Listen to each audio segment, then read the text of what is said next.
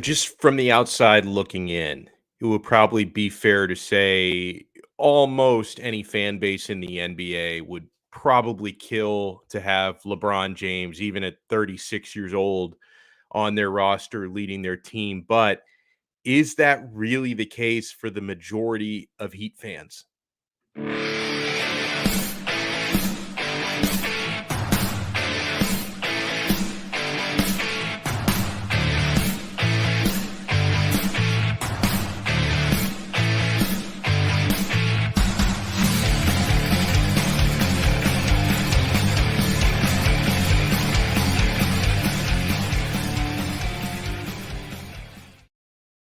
Oh, it is. It is a Tuesday episode of Dono Daily here on the Five Reasons Sports Network.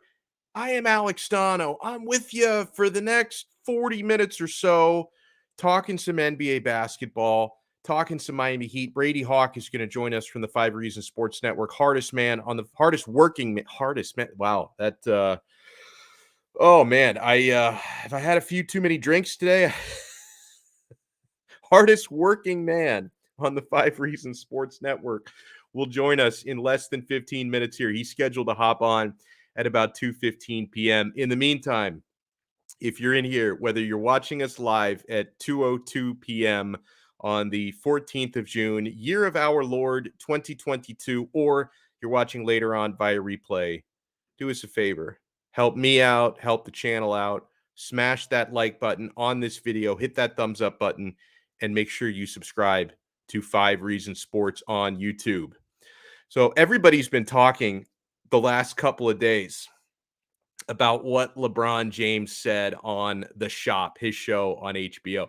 And there were like a couple of big time quotes that came out of that.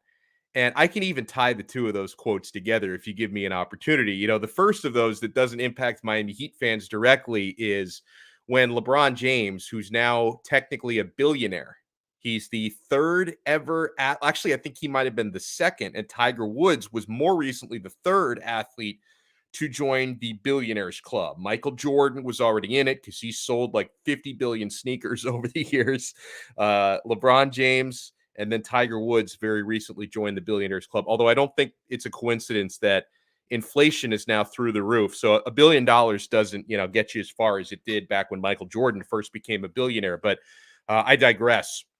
So he talked about on The Shop how, he would like to own an NBA team, which I could totally see LeBron doing that. I could totally see LeBron being, the face of an ownership group, being the majority shareholder in an NBA team.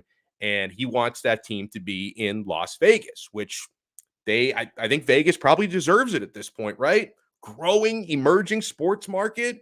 People used to be scared to death of putting pro sports teams in Vegas because, oh my God, they're going to be gambling. Oh no. Oh no. They're going to go into the sports book and then they're going to go to the game straight after, and there's going to be match fixing, and every game is going to be rigged. And well, I mean, listen, these days you can bet from anywhere, and they gave up on the whole. It was like Nancy Reagan with the "just say no" thing back in the day, like for weed and everything. Up until really just a few years ago, most of the pro sports leagues were like, "just say no to Vegas." Well, hockey team, the Golden Knights, doing really well there. The Vegas Raiders, so far so good since moving from Oakland. They're doing really well there. And now we're talking about expanding other sports. So totally, I could see someday LeBron James owning a team in Las Vegas. But the other big quote that came out of The Shop was when he was asked, and he was asked by, his manager. Wasn't it Maverick Carter who asked him the question, which is like interesting because when the two of them together are having a chat on television, nothing is said by accident, right? Like, it's not like, oh, hey, LeBron, I just had this really interesting question that popped into my head that I wanted to ask you about. Which of the teams at the time, there were 4 teams left still in the playoffs, which of the teams still left in the playoffs would you like to play for and have an impact on? Like, that question doesn't get asked to LeBron on TV by accident. And, he did bring up the Golden State Warriors, but he also brought up our team, the X. he brought up the Miami Heat, how he could really make an impact on the Miami Heat. And again, nothing LeBron says is ever completely by accident. I'm not telling you, hey, LeBron's going to end up back in a Miami Heat uniform. I wouldn't rule it out either, though. I would not rule it out, but I'm not telling you that it's going to happen. I'm certainly not telling you that it's going to happen this summer. Like our guy Tiago was asking that. Is he? No, he's not coming next season. I could see it happening at some point. So, like, I wanted to poll my audience on this. I wanted to get the pulse of the Heat fan, because it's not like a simple cut and dry thing where you look at LeBron James, even in his mid 30s, he's still one of the best basketball players on the planet right now. Doesn't show. I mean, he gets banged up a little bit more than he used to.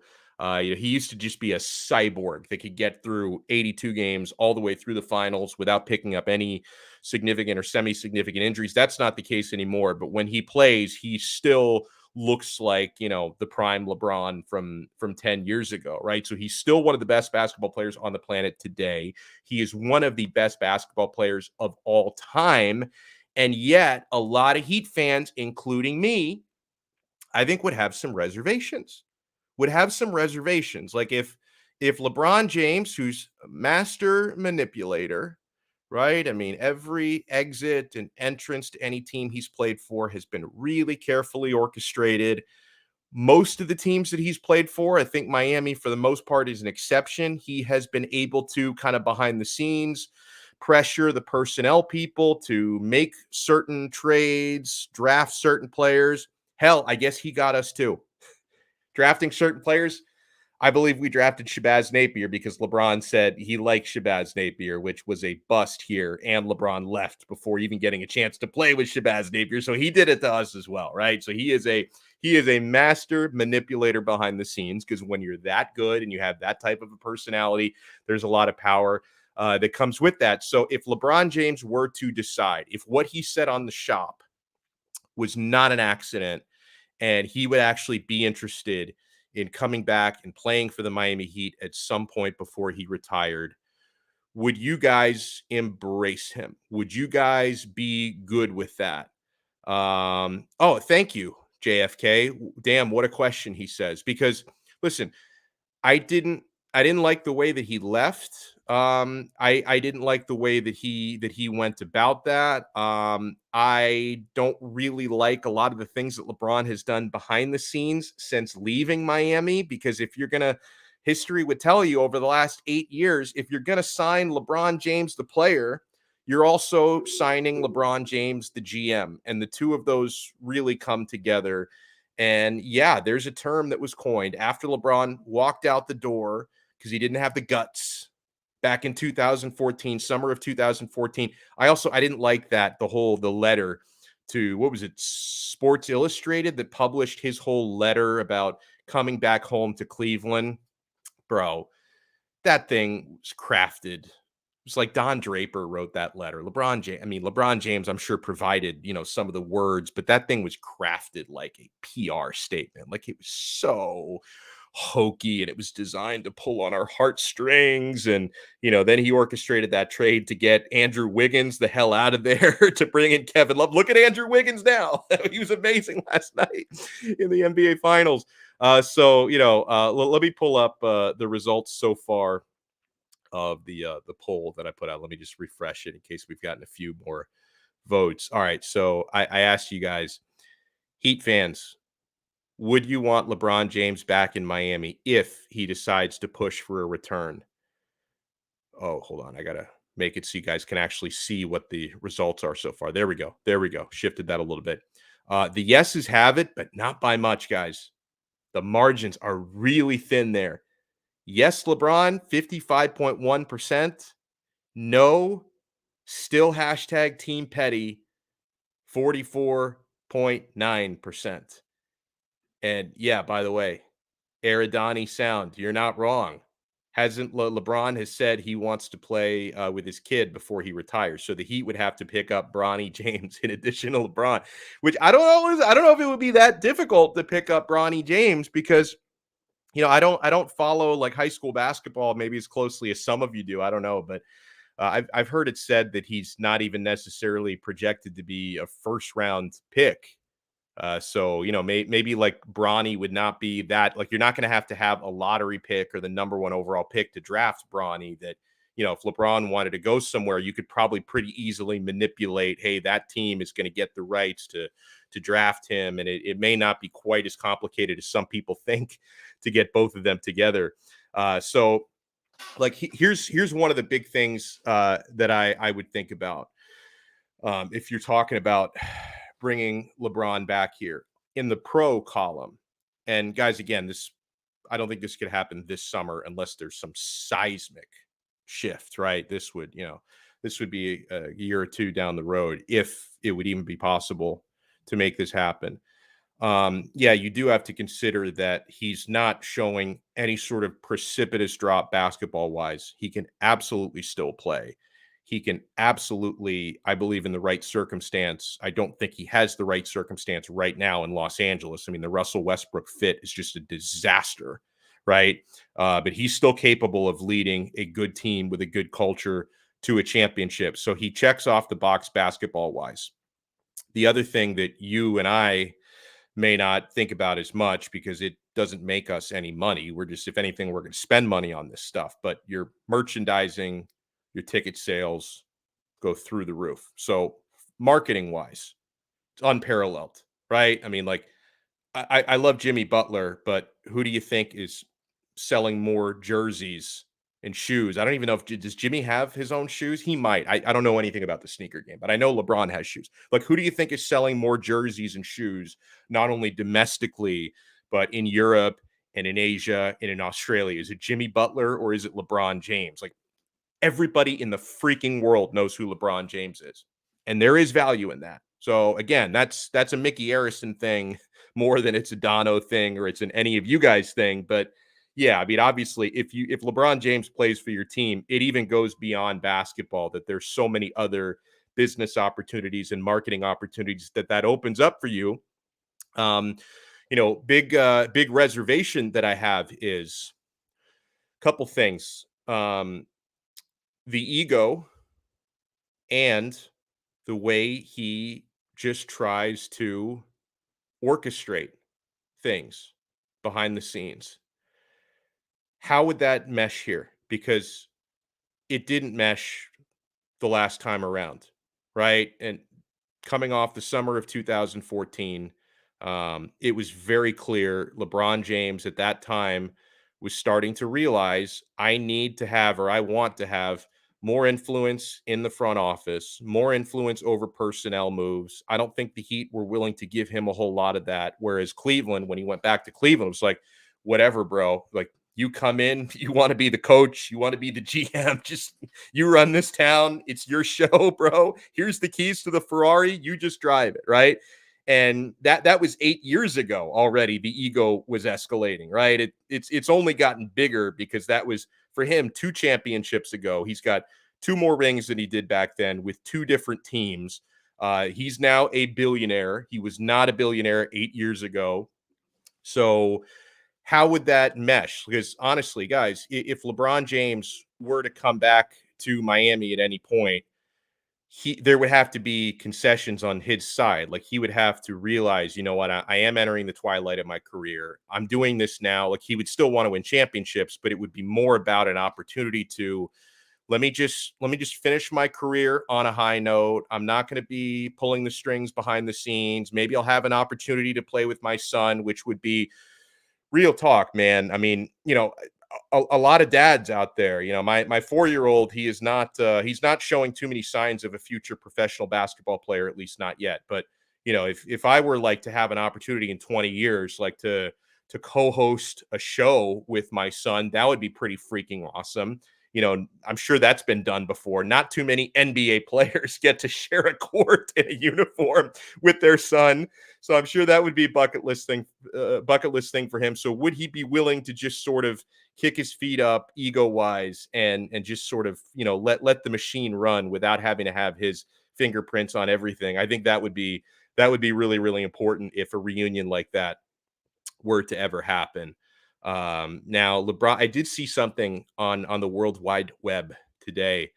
LeBron was doing, I guess, like an AMA on Instagram, and like somebody was asking him about his comments on Miami, and he handled it very well. He was like, "Oh yeah, well, my wife really misses Miami. Savannah probably, although LA is not a terrible place to be either. She probably hated it in Cleveland, man. I mean, I know she's from Ohio, so maybe like the hometown thing is a factor, but you'd much rather be in LA or Miami than in Cleveland. I think that's for sure. Let's bring on our good pal Brady Hawk at Brady Hawk 305 on Twitter, hardest working man on the 5 Reasons Sports Network. Good afternoon, Brady. How are you, sir? Doing good. Thanks for having me back. Now, let me ask you, because we'll shut the door on this LeBron stuff before we talk about what's going on with the Heat roster and what's going on in the NBA Finals right now. But could you see a scenario, Brady, where at some point before LeBron James retires, and I don't think Pat Riley would be opposed to this because Riley loves mending fences these days. Could you see a scenario where LeBron comes back and plays for the Heat before he hangs it up? I think the only way would be that they snag Bronny in the second round or something. That's probably the only way. I think his next team is Cleveland. Like, I can't see him going back to Miami and going back to Cleveland. Like, it's just inevitable that he ends up back in Cleveland, it feels, I guess. Even though that he keeps saying he wants to play with his son, I guess wherever he gets drafted, he'll go. But I just don't know if Miami is on his mind at this stage. I don't know how they would even make that happen, to be honest. And if it was to happen, I just don't know where he would be as a player in a year or two. Like what would he look like at that time? Like, I really don't know. But off pure 2K type of scenario, like LeBron James next to a Bam Adebayo, I mean, I'd like to see that. I wouldn't mind it. I wouldn't be opposed to that. But I just don't know how likely it would be, I guess, over the next few years. Now, let me ask you a hypothetical. This is a basketball question, okay? Let's say a year from now, or like 10 months from now, the Heat are entering the NBA playoffs, and you can either have Jimmy Butler or LeBron James. Keeping in mind, Jimmy just had an insane playoff run. Jimmy, and this would be in the year 2023. In the year 2023, Jimmy Butler or LeBron James. You can only have one. Who gives the Heat a better chance to win a championship at this stage? That's a tough question. It is, right? It is a tough question because you have to project forward, I guess, what LeBron's going to look like. And he was amazing this past season. I guess you have to go LeBron because it's LeBron James. It just is LeBron James. But there's still that recency bias where you just saw what Jimmy did. Jimmy's at this age right now, and he's peaking. Like, no, you shouldn't be peaking at this time. Only people that peak at this time is LeBron James himself, the guy you're comparing him to. So I probably would just lean LeBron just off pure talent, I guess, at this stage. But it's hard. I see these comments. It's hard not to go Jimmy. Like, it's an unrealistic questions, I guess, because they're going to be rolling out with Jimmy. I think for this team specifically, you probably like Jimmy because of the ball dominance and the scoring he's putting up right now, where I think as passive as Jimmy is, like, LeBron would probably be even more willing to feed these other guys than Jimmy is. But it is a tough question, I guess, to throw out there. Now, you wrote a piece this week on 5reasonsports.com about Tyler Herro, and it was a good reminder, the first part of it, because I know a lot of us the last week or two, when we talk about Tyler Herro, we're kind of talking about him in hypothetical trades, but it's more likely than not that he's going to be on the Heat this coming season. And you talked about what part of his offensive arsenal he can add to make himself even more complete. What is that? And do you see him being able to add that by next season?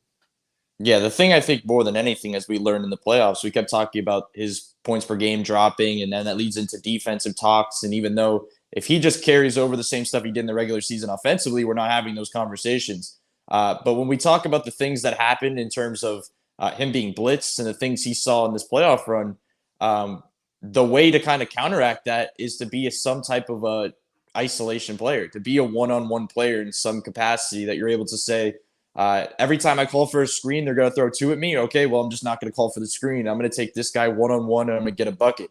We saw it at times, but the numbers have shown he's just not an isolation player. He's a much better player once he gets that screen, he gets some space. And I guess that's the next step here. Like, can he develop some type of a go-to move, I guess, as an isolation player, as a creator? We've seen it. If he does go to it, it's just shooting over the top of somebody. Like, he gets to that mid-range area, gets to a little fadeaway and fires over the top. But if he can find a way to consistently do that, and that kind of trends into getting to the rim, because his rim attempts were much lower in the playoffs as well. They were blocking off the rim, and he wasn't able to get into his crafty finishes as he did in the regular season. If you're able to go one-on-one and kind of beat that initial defender, and now everybody's rotating, it just feels like that's the one thing that opens everything up. That's the things he's being thrown into in these trade packages. The guys like Donovan Mitchell, the guys like Zach LaVine, the guys like Bradley Beal, those guys can do that. They can go one-on-one and say, Jimmy, you can go to the side. Bam, you don't need to come set me a screen. Go stand on the box. I'm going to take this guy one-on-one. So I'm not sure. I feel like he's going to have to work on that this offseason. I feel there's no way that's not a priority. But there's going to be a lot of things he's going to have to touch up. But I feel like that's going to be one primary thing. Just find a way, tighter handle, quicker release, just that type of stuff to be a better isolation player. So heading into next year, even if the Heat don't make like a blockbuster deal, there's going to be a little bit of change in the roster. So who do you think won't be back next year? Because there's certain people like Markieff Morris seems like a pretty easy prediction to say that he's not going to be back. Possibly Dwayne Dedman as well. Is Caleb Martin, is he going to be back? Because I would like him to be back. So who do you think will not return next year? I think the guys to start with, I think Markieff Morris, I think we've probably seen the last of him in a Heat jersey, just because there's going to be other options out there as well as cheap options, veteran minimum type options to go after of his type of player. I think Markieff Morris, I don't know if he was probably happy with the role he had. I think he wants to go somewhere because he probably thinks he can be effective. And Dwayne Dedman, I'd agree as well. I don't think he's back as well.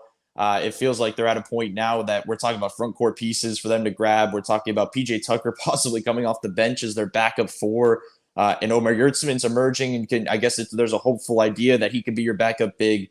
And Dedman kind of was burnt out at the end of the season. Like, he looked a lot slower. And when you're talking about a guy that was very good offensively, I guess finishing wise and rebounding, and then the defensive stuff, like you're playing drop coverage and you're that much slower, then there's the idea of saying, okay, then maybe you can play Omer, who's much younger and maybe a better offensive player. If they're both going to be slow-footed and drop, you might as well go with the younger guy who can maybe give you a little bit more of a punch offensively and as a rebounder. So I think we've seen the last of them. Caleb Martin, I do think he's back. He made it very clear after the season that like he was going to do whatever it takes to just be back on this roster. I don't know how he's going to be utilized, because I think this is another scenario, unless they make that package to get another guy. There's going to be a lot of depth. I don't know what he's going to have. But after the season, when he was talking a lot about PJ Tucker. And the reason I bring that up is if Caleb Martin comes back, I really believe they're going to come in with a specific role for him, where they're going to want him to be like PJ in a lot of ways, where he's the guy that does the small things. He's a screener. He's passing off the roll. Like those little things that you possess, I guess, over time, developing wise. I think that's what they're going to do for him. So I do think he's back. The Oladipo one depends on some other things, but I think for most part, I think Depot's back as well. And PJ Tucker is not going anywhere as long as Pat Riley's in this organization. We're coming up on the NBA draft, which I am the farthest thing from an expert on, especially when it comes to the non-lottery picks. Like I would only ever study non-lottery picks if it's like Miami Hurricanes players. We're talking about the Heat have the 27th overall pick. I have a feeling you've put some study into this. Is there anybody you would see as possible 27th overall that you and the Heat? I did see that they're working out some players, so I know that the Heat are obviously putting thought into this as well as they should. So is there anybody you might like in that spot? Yeah, I actually just released an article right before I came on here, like 5 players that they can go after. But the funny thing is that I just don't know if it's going to be at pick 27. Like the more we talk about it, the more you think about what Pat Riley said. Something that I feel like we didn't talk about enough from the Pat Riley pressers. When he was asked about the draft, he kind of pushed it to the side, where he was kind of saying it's like there's not much down there in that range. Like he was pushing it down, which is funny when your whole team is undrafted players that you continually find gems. But I think that's where they thrive. I think there's a good chance it could be packaged. But if there is something that they go after, a lot of the guys that they've worked out have actually been in that second round range. So maybe they buy a second rounder. But the guy I think that I've been talking about a lot, even before, which he's actually worked out with the team now a little bit later, is Justin Lewis. And the funny thing is he's from Marquette. I guess there's some relationships there from the past, but they're going to go after a wing, in my opinion. Like I think if there's something, there's a specific build, there's some guards people are talking about. I just don't think it's a team right now that needs guards. A big man, maybe you get a big man in there to compete with Omer Yurtseven, but still I can't really see that. I think you get a solid wing to throw in there, guy that can defend. There was a couple, I think, options down the line. Another guy that I think makes sense is Caleb Houston from Michigan, just because of the Juwan Howard stuff. They've already worked out their big man. I'm sure Juwan Howard's throwing some information about him as well, just a pure shooter that came out. So I think there's some options, but I think they're going to be looking at wings that can defend a little bit of length. And we've seen time and time again that they'll do that, but they're also going to get about 10 undrafted guys to play in their summer league, and all of a sudden they're in the rotation the next season. So who knows how that'll go. Hey, Michael Regalado, thanks so much for the super chat. He says the Heat need Bobby Portis, he says. Yeah, I don't think that's possible. Like I think they made their decision when they picked between PJ Tucker and Bobby Portis. They made it clear that Portis is probably going to stay there for the next while, and I think they need him to, because if he's gone, they're missing a spot there in that Milwaukee team. So I think he's back. Yeah. But there's players like Bobby Portis. I mean, like if you're talking about that type of build, there's going to be some options out there when you're talking about the Duncan Robinson trade to get a certain front court piece. Like if you're going after a Christian Wood or any of those types, like those are the type of build that it makes sense. You want to go after a guy that can shoot, maybe defend a little bit, I guess, but just some type of above the break shooter just to maximize this offense. You know, this NBA Finals series has been a lot of fun because 2 games ago, and I think that's the last time we spoke, I think was right after Game 3. Like it really looked like at that time, like there's no way Boston doesn't win this series. That's the way that it looked. Now Golden State has a 3-2 lead, and it's like it's hard to imagine they lose the next 2 games when they've got a Game 7 at home. They might lose Game 6. Like I'm not ruling out a 7-game series here whatsoever. And last night was crazy because, you know, so far up until last night, the Warriors had always been big in third quarters and then just gotten stomped in fourth quarters. Yesterday, it was the opposite. And Golden State wins the game, and you had the big pool buzzer beater at the end of the third quarter, which was a huge momentum shifter. Andrew Wiggins was absolutely massive yesterday. So, yeah, is Golden State do they have this essentially in the bag, Brady? I believe so. Even if we go back to the last time we talked, if we go back to that, they were down 2-1, and I said I think if I was to predict something, I think they win in 6. Like I thought they were going to win the next 3 and run the table. I had flip-flopped when they were down 2-1. I'm like, their goose is cooked. It's done. I just had because we've seen Boston, like how good they've been, but there's still these pockets of time where they turn the ball over, where they're rough offensively, and that's why Miami and them were so evenly matched. Because as much as Miami was in the mud, Boston was in the mud that entire Eastern Conference Finals for the most part. So I think the Warriors are in a good spot. I think.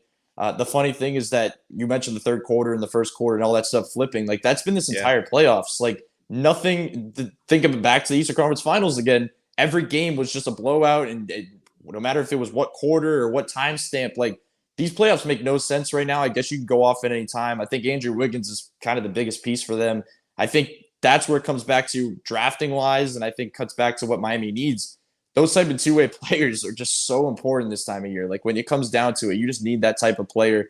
And seeing the way Steph's just being taken out of the game plan, not to bring it back to the Heat fully, but see the way Steph's being brought out of the game plan like this, and Andrew Wiggins steps up, that's the ideal formula for Miami. Like when Jimmy Butler has it going and he shuts down, that shouldn't be the end of you. That should be next man up. Now you got to take over. So I think that's when it cuts back to Miami.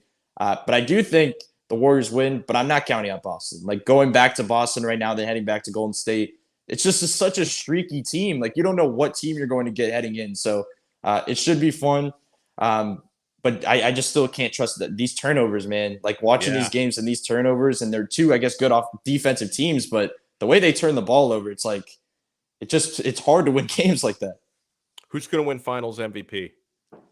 I still think it's Steph. I know. I hope so because remember I have money on it. That's why I'm asking you. I had Steph even money Finals MVP, and I'm getting a little bit worried. And he's never won a final. I mean, for all the championships, he's never won Finals MVP before. Even if it's not like a crazy, I guess, finish, I think narrative wise they're going to try to feed it to him, and I think people are going to be annoyed about it. But I think if they win this series, no matter if it's in 6 or 7, I think Steph has to be great. Like so, I think in that case, if they do win it, they're going to have to do that. Like they're going to have to give it to him because Steph just had a 43-point game. Like we can't just say because Wiggins was in the 20s, we're comparing it off one game. I think Steph has it if they win this series. The people were saying Steph had it if they lost the series, which I don't agree with. But they've never have they ever done that before? Like people bring that up sometimes, but it's never happened before. Right. I think they almost did it with LeBron that one year. I think the year Iguodala did it. But other than that, you shouldn't. I know it's supposed to be like you're the best player in the finals, but if you lose, like Who wants to go back up on the stage after losing the championship in front of the other team and get a trophy? Like, how would that even work? That makes no sense unless they're shipping it to you to your home back in the other way. But I think no, I the do. only guy, and it's not even a basketball player, who would be happy to do that, I think, would be Cristiano Ronaldo, because he's got that much of an ego. Like, I think he'd be like, oh yes, MVP, greatest ever, and all his fans. Who cares if we lost the game? He's the MVP. That would be the one guy. I thought it was funny when they said about Jimmy in the Eastern Conference Finals when they had the Larry Bird Trophy and there was some votes for Jimmy to get it. Talk about giving Jimmy Butler. He doesn't want it if they win. Like, he doesn't care about that trophy. Like, that means nothing to him. Talk about losing and Jimmy Butler gets that trophy. He would not have walked out there. Like, that's where this comes in. Like, that you should never get it if you lose. Fair. And by the way, thank you, SRT Dre, for the super chat. He says Wiggins for Finals MVP. He's the most consistent. Obviously, I hope you're wrong, because I don't have any money on Andrew Wiggins to win it. I do have some money on Steph Curry to win it. But listen, Brady, want to thank you so much for taking some time again. We love bringing on Brady on Tuesdays. Let people know, sir, where they can find your work and what you have coming out later this week. Yeah, at Brady Hawk 05 on Twitter, 5 on the Floor podcast. And then 5regionsports.com, I just put out the draft piece. I think we're like a week away now. So probably a waste of time because they'll probably trade the pick and get nobody. But I guess that's just the way it goes. For sure. It always goes that way. Brady, thank you so much, man. Enjoy the rest of your week. Thank you. Thanks for having me on. Love it. Always love talking with Brady Hawk 305. And yeah, people in the live chat are talking about Brady Hawk being a future head coach of the Miami Heat. I wouldn't rule it out. I know Heat future president Dwayne Wade will hire Brady when Spo retires. How great. Spo does it for just long enough to pass the torch to Brady Hawk. Wouldn't that be perfect? My friends, I want to remind you, because we still have the finals going on and the Stanley Cup finals. We got the NBA finals and the Stanley Cup finals. There's so much fun to be had and so much money to be made at our official fantasy sports partner, Prize Picks. Log on to prizepicks.com or use the Prize Picks mobile app. Very easy to download and sign up on your smartphone. And this combines, guys, this app combines my love for parlays and for daily fantasy. I love both of those things very, very much. Prize Picks, it's just you versus the numbers. You simply select 2, 3, or 4 players. Predict if they're going to go over or under their fantasy projections, and you win real money. You can win 10 times your money for getting 4 predictions correct. You can double your money on 2 predictions. It's so quick and easy, guys. As long as you kind of know what you're looking for and you've done a little bit of research, it takes you less than a minute to make your selections. It's so easy to get right there on the game page, make your selections just in a few seconds. And what's really cool about Prize Picks is when you're making these selections, you don't have to stick to the same game or even the same sport.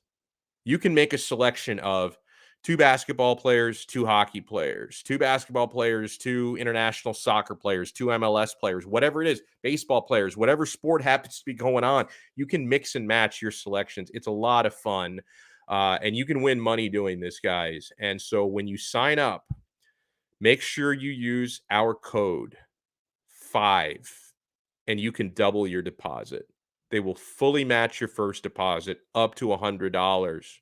You sign up with $100 as your first deposit. Just type in our code FIVE. Don't forget our code, because not only is the code going to hook you up for a bonus, it's also going to hook us up because they know that 5 Reasons Sports sent you. Okay, so type in our code FIVE, and they're going to match your first deposit up to $100. You can turn $100 into $200. And you're going to have an awesome week and weekend coming up playing at Prize Picks. Prize Picks truly is daily fantasy simplified. I want to throw a few shout outs before we get out here. And yeah, man, MLB selections, you can do it on there all day and all night. Thank you so much to Luis. Thank you to Jose. Made the comment about future Heat. Wouldn't that be amazing if, like, in 15 years, Dwayne Wade is the Heat president and Brady Hawk is the head coach? I hope Brady doesn't forget the little people. Like, he doesn't forget the people like me and Ethan and, Greg Sylvander, everybody on 5 on the Floor, Royal A. Shepherd. Hope Ricky J. Mark, our good friend, I hope he doesn't forget the little people who I feel like I will have something to do with him being the head coach of the Miami Heat. Mike, you know it, man. I probably did mush Curry for Finals MVP. I mean, I locked in that bet before the series even started, so I was banking on that, on Steph Curry Finals MVP. Marco, thank you so much, Marco. Didn't Jerry? Oh, did he? Yeah, because I wasn't sure. And listen, Brady would not be old enough to remember that. I guess I'm not either. But yeah, he says, didn't Jerry West win Finals MVP but lost the Finals? Probably. So it has. If that did happen, maybe you're right. Hasn't happened in a really, really, really long time. But thank you so much, Marco, for that. I think I saw Marco. I saw you also in the live chat today on Locked On Canes. So thank you so much for getting in there as well.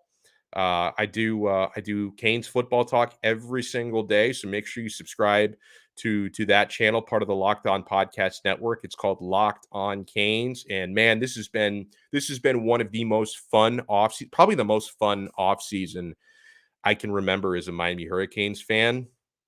Like since the off seasons where you're coming off of championships. Like I'm sure I was really juiced up after like the 01 to 02, even 02 after losing into 03. But man, this like in 20 years at least, we have not had this exciting of a Miami Hurricanes off season. So we talk about it every day on Locked On Canes. That's available on audio podcast, Apple Podcast, Spotify, Odyssey, and also available on YouTube. So subscribe to our channel there. Let's see who else tuned in today. SRT Dre, thank you so much. Yeah, I like this. Brady is Ethan Skolnick at 19. Even Ethan, like I don't even know, and I didn't know Ethan when he was 19. So what the hell do I know? But I don't even know if Ethan was like as into it with the breakdowns when he was 19 as Brady was. When Ethan was 19, you didn't have like all the platforms, all the socials and YouTube and stuff. So maybe he would have been, but I don't know. I didn't know Ethan at 19. I know Brady at 19 though. Thank you so much again for the super chat, Michael. Could we see a Heat trade before the draft? Before or even during the draft, I think it's possible. It just may not be like a seismic trade, right? But I don't think that's impossible.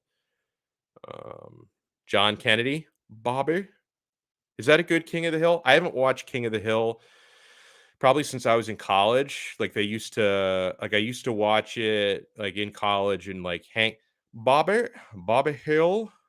I don't know if I do that well. And then Boomhauer, daggone, you couldn't understand a word that dude was saying. But no, it's been a long time since I've watched King of the Hill. Jermaine King, Cookie Monster, thank you so much. Frankie V Tech. Wow, we got a Virginia Tech guy in the chat. I still love you. Hokies. Hokie is like another word for a turkey, right?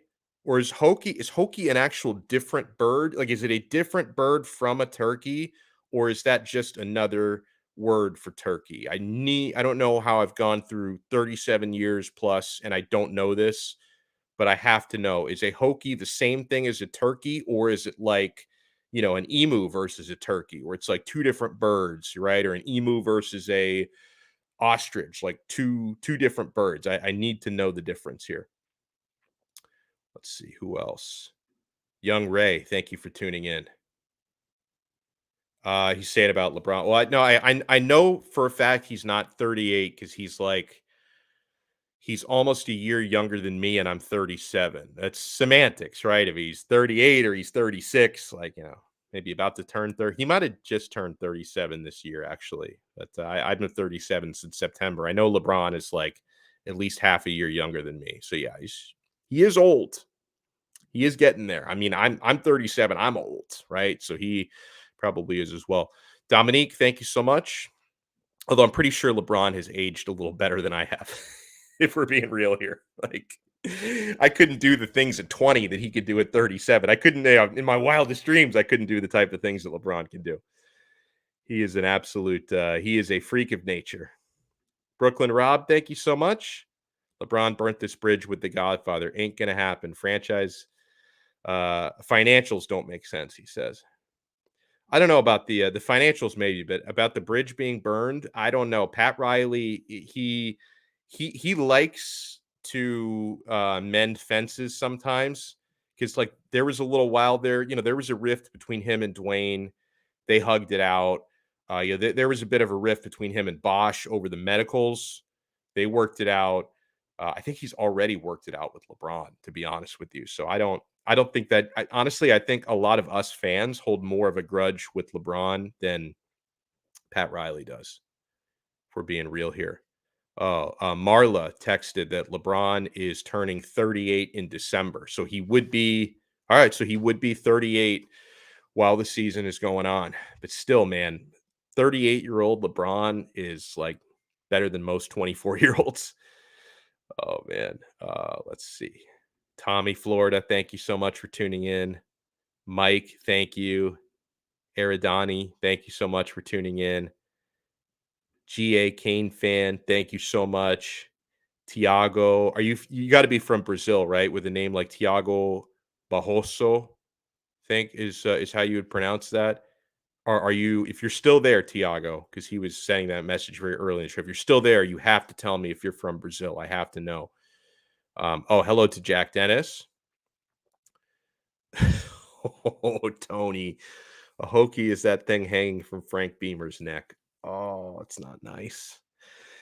Oh. So I'm trying to see, has anybody has anybody told me what a hokey is? No one has told me if a hokey outside of what Tony said. Nobody has told me if a hokey is the same thing as a turkey. I'm gonna have to. Are you guys that lazy you can't Google this for me? Like, I got no problem. Like, as soon as I'm done here, I'm going to Google it. But I'm not good enough at. You know what? I will do it. I was gonna say I'm not good enough at multitasking to Google this right now, but I will. Is a hokey a turkey? How difficult was that, guys? All right, here is an article from Sports Illustrated. Okay, here's my answer. What exactly is a Virginia Tech Hokie? Virginia Tech's mascot is really just a turkey, but they call it a Hokie bird. So, okay, that's what it is. So it's not a different species. Like I can't go out to like a fancy restaurant and say I would like to have the roast Hokie. Like it's not a real thing. All right. Oh, yes, Mike, I did see this. That's a good get from Miami at tight end. Jackson Carver, 3-star tight end, good player from everything I've seen. He did commit to Miami today. So let's throw those U's up. Tight end U, baby. And the timing of it was so freaking annoying because my Locked On Canes episode this morning was about the tight end position, the present tight end room, where like the top trio. I love even a couple of the guys that will barely play are pretty good, like Dom Mammarelli and Khalil Brantley are like they're not terrible, but you're like 5 deep at tight end. But yeah, Will Mallory back, Elijah Arroyo ready to break out, and Jaleel Skinner as a true freshman. It's a great tight end room. And there's other recruits that Miami are interested in. Reed McKeska was just visiting this past weekend. He loves Miami. But like we did our Locked On Canes episode this morning, and then like a half hour after the episode was over, Jackson Carver commits to the U. He probably watched the episode today and was so motivated, like, man, I got to play tight end at Miami. Look at all they're saying about the tight ends. I've got to commit. So that's probably what happened. Put both in the oven, the turkey and the Hokie, and we will know. Well, apparently they are the same. All right, my friends, thank you so much for stopping by. I'm not sure if I'm going to be able to do a Donno Daily tomorrow. It kind of depends. If I do, it's going to have to be earlier because I've got to. My kid goes to swimming class on Wednesdays, and I usually have to be the one to take him to that. So if I don't talk to you tomorrow, I will talk to you in the morning on Locked On Canes if you want to check that out. Actually, it premieres on YouTube at 12:30, so technically in the afternoon, right? So if I can't sneak in a Donno Daily episode tomorrow, I will talk to you guys again on Thursday right here on the 5 Reasons Sports Network. See ya.